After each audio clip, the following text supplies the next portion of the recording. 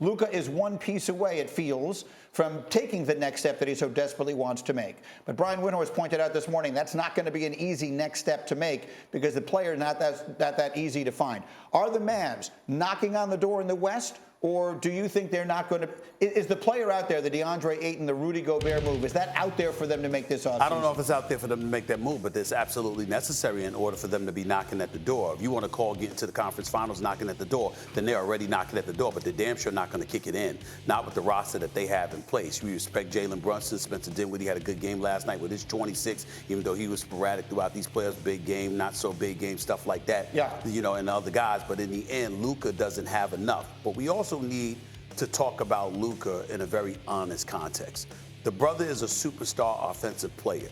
He's putrid defensively. And on top of it all, he's got to get himself in better condition. What does that word mean? I don't want to just be agreeing. He's ineffective, inefficient. Okay, thank you so much.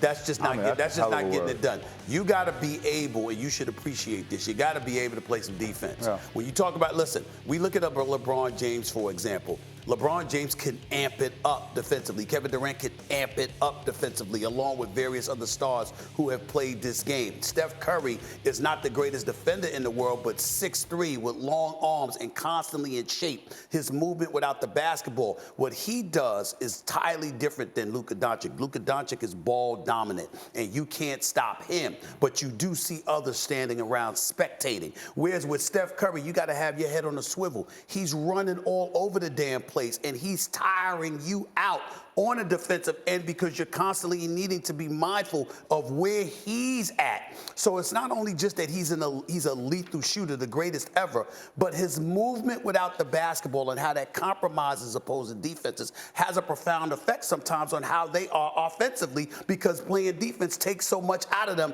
going against Steph Curry. That's not the same with Luka Doncic. Even when he gives you 40 or whatever, how much effort does he soak out of you in doing that? So the fact that you have that difference combined with the fact that he plays little to no defense, Luka Doncic's got to get himself in shape and he's got to prioritize defense more. That's fascinating. And you're a guy who's guarded them both. What do you think? I totally agree with him. I mean, we're on the same page. I love that. Like you said, Steph Curry is a player who, I mean, we talked about it before the series a week and a half ago, who's dynamic and moving out great. Probably the best for moving out the ball.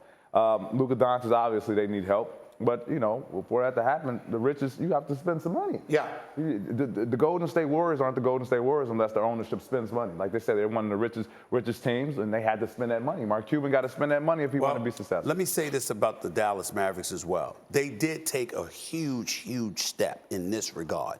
They changed their culture. The acquisition of Jason Kidd as your head coach with Nico Harrison out of Nike coming over to be your head of basketball operations. Shout out to Nico. Yeah. They've changed the culture.